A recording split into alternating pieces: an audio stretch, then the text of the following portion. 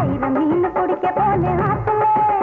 ஒரு ஆறா மீன் மாட்டிக்கிட்டு பேசல கல்யாணத்தை சொல்லி கூட்டா நேரல அவன் கல்யாணத்தை சொல்லி கூட்டா நேரல என்ன கைப்பிடிச்சு கொண்டாடுவான் தேரல ஊருல ஐர மீன் பிடிக்க போன ஆத்துல